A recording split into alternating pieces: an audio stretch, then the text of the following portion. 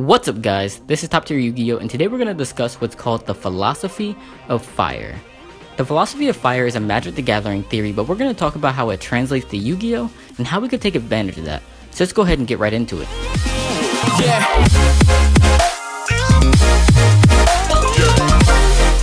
Alright, so the philosophy of fire is a theory that originated within Magic the Gathering, and it describes the interaction between a player's life points and cards, or card advantage.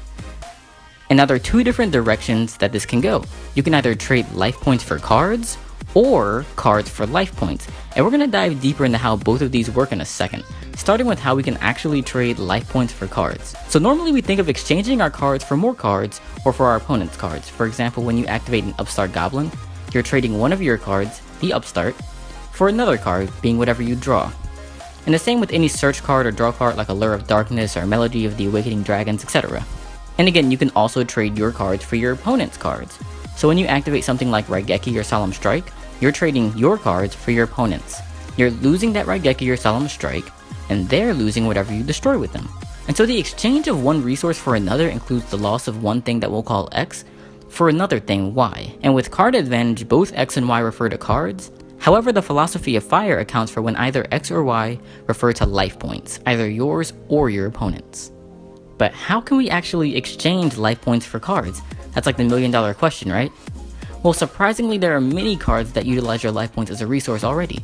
Examples include Soul Charge, Lullaby of Obedience, most Kozmo cards, Gildagra, Instant Fusion, and Time Space Trap Hole. And looking at Soul Charge, which is probably the most prevalent example, you gain one monster for every 1,000 life points you pay. So you're trading your life points directly for more cards. And if you remember the format where Soul Charge was released, this was a win condition by itself because it was a card that transcended traditional means of winning games, such as through card advantage and tempo. This was a card that if you only had one of, if you had life points, it would allow you to mount a comeback and essentially do whatever you needed to win that game. It could easily turn one card and 5,000 life points into 5 monsters, which was something that was unheard of at the time. That is the strength of fire, and we're going to come back to that later. Another good example is with Time Space Trap Hole, where for every 1,000 life points you pay, you can shuffle back an opponent's monster back to the deck. This is an example of trading your own life points for your opponent's cards. So apparently trading life points for cards isn't a new thing in Yu-Gi-Oh! But what about trading cards for life points? Well, this also has been a long time staple in the game. Examples include Dankito the Cure Master, or any burn card. With these, you're trading cards for life points. However, there's another way to think of this interaction that goes beyond cards that explicitly affect the player's life points. And that refers to losing cards or card advantage in order to do what it takes to win the game through other means, whether that be Exodia, Final Countdown, or even OTKing your opponent with attacks, which is probably the most common way. And this is a little hard to exemplify, but imagine starting with 6 cards, and then by the end of the turn you only have 4. Traditionally, that's a -2 in card advantage and would be considered bad. However, if your 4 cards are enough to win you the game, it doesn't matter. Like, it doesn't matter how many cards you lose if you win the game.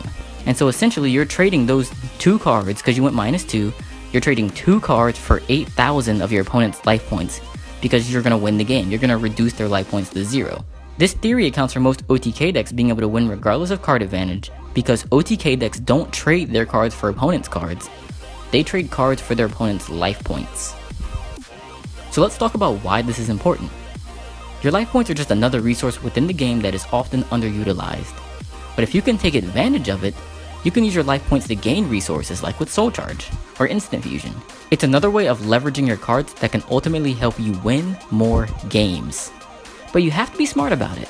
Here's an excerpt from a Magic the Gathering website, and it says card efficiency over time, the time is measured in turns, and card efficiency, the numbers are arbitrary, but it's the direction that it goes that's important. And so looking at the philosophy of fire, as time goes on, it gets less efficient, whereas rock and control become more efficient with rock leveling off. You can ignore what rock and control represent for now, and I'll go over them in time, but they're similar in that they focus around card advantage and try to gain it over time. The difference is that rock levels off and has a lower ceiling, whereas control has a higher ceiling and has a very strong endgame. But the takeaway from this, however, is that decks that focus around the philosophy of fire tend to lose efficiency over time, which causes them to lose games late. Now the reason for this is that you have lower life points as the game goes on usually, and then decks that focus on fire tend to have less emphasis on card advantage, which leads to you having weaker strategies late game when other decks will be able to out-resource you. Because again, without life points, it can be very hard for these decks to win. An example would be Kozmo's late game, where sometimes eventually you'll get to a point where you can no longer use your cards the way you want to. And those are very difficult situations to get out of. Kozmos are an example of a deck that runs on the philosophy of fire and focuses on trading their life points for cards. Another example would be Mermails. Mermails are a deck that focuses around trading their own cards for their opponent's life points. They're an OTK deck. And when Mermails fail to OTK you, most of their combos require both Dragoons. And so after doing the combo once, you no longer have the ability to use the combo again. So you no longer have the ability to trade your cards for your opponent's life points after you've already tried it the first time. Which again makes it very difficult for Mermails to play late game unless they can draw into an instant fusion or soul charge, where they can use their life points for more cards. And this is just another example of decks that run on the philosophy of fire having difficult late games. And so we have to account for this when using decks that use the philosophy of fire. You have to account for the fact that your deck might not be able to function late game. So you either have to maximize your chances of winning early or give yourself a way to come back late. So if you're playing a deck like Mermails, that can mean playing that Gusto Emerald in your extra deck so you can shuffle back your Dragoons and then combo off again. Or it can be playing more instant fusions or soul charges so you have the ability to go off again after trying once. In Kozmos, it could be the difference between playing Card of Demise Kozmo or Fire King Kozmo, where both versions are going to use your life points for cards, so both run on the philosophy of fire. However, Fire King Kozmo is able to utilize that fire more efficiently early game, whereas Card of Demise Kozmo tends to go late in the games where they tend to lose because they do function on fire. And so it's sort of a contradiction between rock and fire. But regardless, once Card of Demise Kozmos gets into the late game, it can be very difficult for them to win.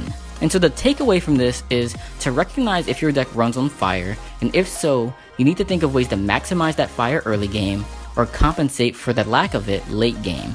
And again, this isn't a method that any deck can use, but for the decks that do, it's important to understand how to use it correctly, and if you do, it can yield massive results. And so let me know in the comments section what you're doing to compensate within your own decks, and if you're playing decks that run on the philosophy of fire. Alright guys, thanks for watching. If you hadn't forgotten, I'm also in the Next Great YouTuber competition, so I am uploading videos for that. I'd really appreciate it if you headed over to NimNim's channel to check that out, to give me your support. So once again, thanks for watching guys, and I'll see you all later. Bye.